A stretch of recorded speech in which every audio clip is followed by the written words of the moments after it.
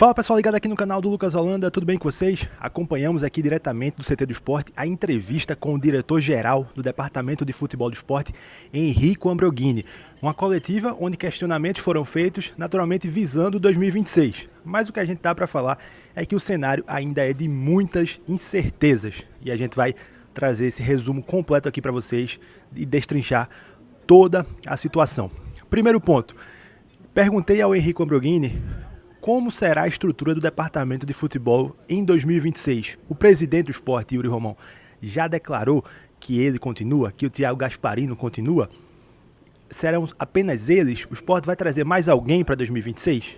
Bom, Henrico afirmou que tem contrato com o esporte até o final de 2026, né?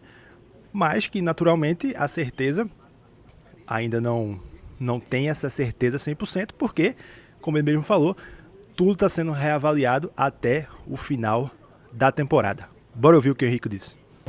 Primeiro que eu tenho um contrato, então ainda não sei, ainda não me foi comunicado nada, eu entendo que o planejamento segue, então, o presidente não falou nada.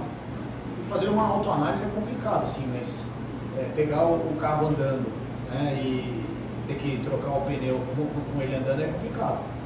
O que nos foi passado uma tarefa, e me parece que a tarefa foi bem executada, que é mudar o perfil do time, apesar das dificuldades, fazer um time que seja muito mais conectado com a torcida, com o que a torcida gosta de ver. A gente recebeu todos esses inputs, né, tudo que o pessoal valorizava em ver um time do esporte dentro de campo.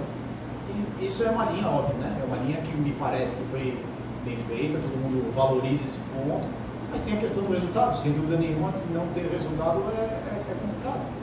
Não tem o que fazer. Quando você não chega no final, não interessa se a gente fez bem ou mal, se não entregar dentro de campo, todo mundo tem que ser reavaliado, entendeu? Então, acho que o planejamento também ele necessita tempo. O que eu acho que foi feito nessa gestão, e aí não compete a mim, mas na gestão que a gestão estatutária, quando se percebe um erro, se muda. Eu acho que é o que foi feito. Então, houve a mudança, agora tem que ter tempo para readequar. Eu queria até aproveitar para puxar dois lembretes aqui, né? Os times hoje que estão liderando o campeonato, finalistas de Libertadores, passaram por coisas semelhantes há 10 anos. Né? Então, quando o Paulo Nobre assumiu o Palmeiras, quando o Eduardo Bandeira de Melo assumiu o Flamengo, também passou por problemas, por momentos complicados, e foi a continuidade do trabalho, a convicção na gestão que fez os clubes prosperarem e estarem como estão hoje. Então, não sei se me alonguei muito na minha resposta, é difícil fazer uma autoanálise, mas acredito que as coisas bem planejadas e a correção de rota que a gente fez, elas tendem a ter frutos aí. E sobre treinador, que vocês estão querendo saber, todo mundo está querendo saber. O Sport afirmou que César Lucena vai comandar o time até o final da temporada. O que não impede, claro, do Sport acertar com outro treinador até o final do Campeonato Brasileiro. De acordo com o Henrico, o Sport pode acertar com esse treinador e, a depender da escolha desse novo treinador, ter ele em algum desses 8 jogos finais do Campeonato Brasileiro. Mas isso é uma possibilidade, até para o Sport evitar o desgaste que seria ter, né? O Sport vem de muitas derrotas e o Sport quer evitar que o novo treinador já tenha esse desgaste de entrar e acumular várias derrotas no campeonato. É sim quem vai comandar a equipe até o final, mas eu não posso cravar para você que assim, não vai ter um novo treinador. Talvez a gente contrate um treinador, porque tem que entender o momento também, né? Acho que dos treinadores que estão disponíveis, a gente não tem um leque gigante que encaixe no DNA esporte, né? Esse é o principal passo. Se a gente tem que aprender alguma coisa com o que foi esse ano, é que todo mundo que vier aqui tem que estar com o apetite de vencer, tem que entender o que é esporte, tem que entender o que a torcida quer, né? Eu tenho que me comunicar para a torcida. Vocês são hoje quem está recebendo a informação, eu vou passar para a torcida. Então, eu tenho que entender o que a torcida quer, para trazer alguém para comandar esse barco. Acho que esse é o nosso grande ponto. Então, a gente não tem um leque muito grande hoje, tem muitos treinadores ainda empregados, está no final aí das competições, então a gente tem que ter calma, né, de escolher esse cara, porque esse cara vai ser fundamental para 2026, né? Então a gente tem que ir mais devagar. Então, pode ser que daqui 2, 3 rodadas as coisas já se direcionem e a gente tenha mais opções, feche alguém. Eu não sei nem se a gente quer ou se o treinador vai querer ter um desgaste de comandar por um jogo a equipe, sabe, assim, antes de já fechar para 26. Isso é tudo muito alinhado. Às vezes, não, eu quero viver o que é esporte, eu já quero estar na beira. Então, vamos fazer um jogo. A Mas se tudo correr como a gente planeja, a tendência é o César ficar até o final, para que o treinador tenha tempo, até o César fazer uma boa transição, né? Botar os pontos positivos, pontos negativos, a gente vai ter que melhorar. Então, acho que as coisas são feitas bem com calma. Não quer dizer que a gente está fazendo algo com calma, quer dizer que não está sendo feito. Uma coisa, várias pessoas animando aqui no mensagem, como que se já começou o planejamento 26, já começou faz tempo, né? Não é só porque a gente não está, a gente está trabalhando um pouco mais devagar que não começou. Devagar na minha palavra, com muita sabedoria. A gente não pode, 26 não pode ser um ano que a gente erra, tem que ser um ano de 100% de acerto. Né? Então, é por isso que as coisas estão sendo passinho a passinho. E com relação aos salários, o Sport quitou na última sexta-feira o pagamento da CLT referente ao mês de setembro, que estava em atraso e o direito de imagem ainda não foi pago.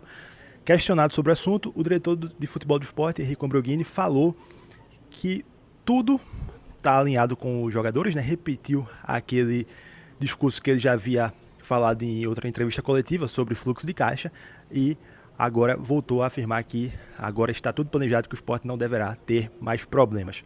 Seguiremos acompanhando isso aqui e vamos ver o que é que o Enrico falou sobre o tema. Até quando eu cheguei, né, a gente ia passar por esse momento de descasamento de fluxo, que eu expus aqui algumas vezes, a gente fez algumas renegociações, inclusive coisas que saíram, né, rescisões, enfim, que a gente está renegociando, que o senhor vai pagar a partir de dezembro.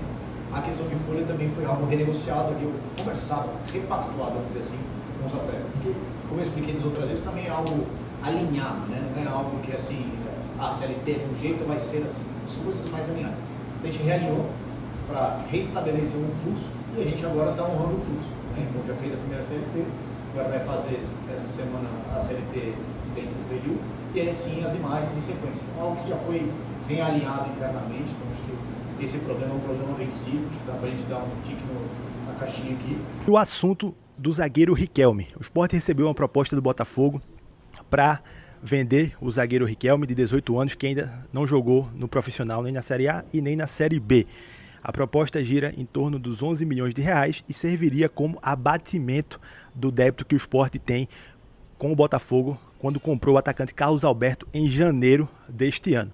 Henrico foi perguntado, a coletiva foi aberta com essa pergunta e ele não deu muitos detalhes porque afirmou que a situação ainda não está concretizada 100%, né? Ou seja, ainda não tem a famosa assinatura de contrato, o famoso preto no branco, mas que as negociações estão acontecendo, que o Botafogo chegou num valor que seria interessante para o Sport e o Sport está negociando com o Botafogo e também outra equipe chegou a procurar o Sport para levar o Riquelme. Bora ver o que é que o Henrico disse aí e detalhar isso aí para vocês. Eu consigo falar em termos gerais ainda, porque a negociação não terminou, né? Ela saiu aí como uma negociação quase concluída, mas não foi o único clube que fez proposta pelo Riquelme. Inclusive, quando a gente chegou, o Riquelme não era nem visto no profissional, então o Thiago e eu chegamos, que a gente puxou o Riquelme junto com o Berril, junto com outros meninos também para completar o treino em cima. Foi um cara que agradou muito, né? O perfil do Riquelme, o estilo de jogo dele, foi alguém que agradou muito a função técnica. Então ele ficou treinando conosco e sendo monitorado também por outros clubes, até por outras competições de base. Então, quando ele já estava vinculado ao profissional aqui, né, em dinâmica de profissional, foi que começaram a surgir algumas propostas. O Botafogo não foi a primeira, né, tiveram outros clubes que fizeram proposta, nenhuma que chegou num valor por 100% do atleta que a gente achava correto. Quando começou a se aproximar, aí sim que a gente começou a entender que pode ser que a gente faça um movimento para cá ou para lá. A questão do Botafogo é que a gente chegou no valor máximo, né, de valoração do atleta. Então, no valor que a gente está falando, o atleta é posicionado no top 10 de negociação do Nordeste. Que assim, sem nunca ter pisado no profissional, nunca ter feito um minuto de futebol profissional. Então a gente chegou numa conclusão que, poxa, realmente, por esse valor é algo que a gente consiga pensar. O Botafogo não foi o cara que chegou mais perto desse valor, depois aumentou a proposta, e aí sim, aí entra, se existe uma dívida lá para ser abatida, não é só pela dívida, né? E a gente vai carregar percentual. Isso também é algo que a gente fez questão de manter. Como a gente vê que ele é um bom ativo, é um menino que a gente confia, que a gente acredita, então se houver negociação, precisa sim manter um bom percentual para que exista revenda. Então também foi uma outra análise de para qual clube ir. É para clube que se tem revenda, clubes que estão habituados a vender jogador, né? Que é o caso do Botafogo, por exemplo. Então a negociação do Henrique ao OMS não está 100% cravada, talvez a gente evolua aí até no final dessa semana, e aí sim a gente vai ter a transparência de abrir tudo como é que foi, mas ela vai ser caracterizada em termos totais como uma das 10 maiores vendas do Nordeste, sem ele nunca ter pisado na profissional. Bom, pessoal, antes da gente finalizar aqui o vídeo, Henrico também falou sobre a questão da continuidade do elenco, onde o presidente do Sport, Yuri Romão, disse em entrevista ao jornalista Maciel Júnior, né, na última semana, que 70% do elenco tem contrato para 2026. O que de fato é verdade, só que o Sport na Série B, que é o cenário de atualmente, né, salvar o maior milagre da história do Sport e do futebol brasileiro, o Sport não vai jogar a Série A ano que vem, né? Então, o Sport não teria como pagar essa folha na Série B. E aí, Henrico disse que tudo está sendo reavaliado e que, naturalmente, jogadores que estão com contrato ou não, o clube vai ter que reavaliar se vai ter como pagar e se vai ter o interesse de manter para 2026. Com relação ao goleiro Gabriel Vasconcelos e o atacante Derek Lacerda, que são dois jogadores que se destacaram no Sport e não têm contrato para o ano que vem, Henrico também falou e detalhou o momento de carreira de cada um. Lembrando que aqui mesmo neste canal, o presidente do Vitória, Fábio Mota, disse que não vai liberar Gabriel Vasconcelos para um novo empréstimo para o Sport e pretende contar com o goleiro para 2026. E a situação de Derek é bem difícil, porque o jogador já desperta interesse de outros clubes do futebol, incluindo o Grupo City. Então, segundo o Henrico, cada situação está sendo reavaliada, mas são jogadores com perfis de carreiras diferentes. Os grandes jogadores aqui, né, que conseguiram, mesmo dentro do nosso cenário, ter uma performance destacada. Não só eles, né, eu acho que também a gente teve outras boas surpresas, outras surpresas. E a gente já começou, sem dúvida, a conversar, a entender dinâmica, a entender momento. Porque o Derek e o Gabriel, por exemplo, são perfis diferentes, né? O Gabriel já é um cara acostumado, 10 anos de Europa, então, talvez esteja num momento de vida. O Derek é outro cara que está em outro momento, às vezes quer curtir outros pontos da carreira, vamos chamar assim, né? Ele nunca tinha jogado uma Série A, então jogou pela primeira vez. Então entender quais são os cenários aqui dentro, né? Então, começamos a conversar com todo mundo, sem dúvida nenhuma.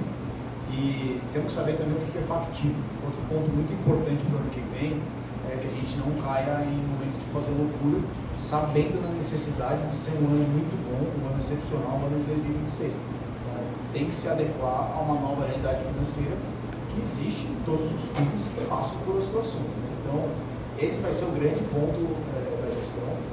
Então, começando a conversar 100% com todo mundo, tá? E não é um momento delicado também, porque a gente já não pode comprometer todo o elenco, porque o treinador que chegar, ele não tem decisão sobre o elenco, mas ele é parte de uma consulta, né, de um relacionamento para chegar no elenco final. Então também tem que ter esse ponto delicado para quando chegar o treinador, a gente já renovar alguém, já fechar alguém e ele, poxa, mas eu não contava com esse cara, eu queria esse, eu queria aquele. Então também tem que ter esse equilíbrio para não acelerar aqui e fazer coisas que depois pode gerar mais desgaste, mais custo. Então, por isso que é um momento mais sensível que a gente se encontra. Bom, pessoal, é isso. Tá aí o resumo da coletiva do Henrico Ambroghini. A gente acompanhou e traz aqui os principais trechos para vocês. Então, deixa o like, se inscreve aqui no canal e, claro, compartilha para que mais pessoas possam acompanhar a nossa cobertura diária do esporte. Tamo junto, um abraço, valeu!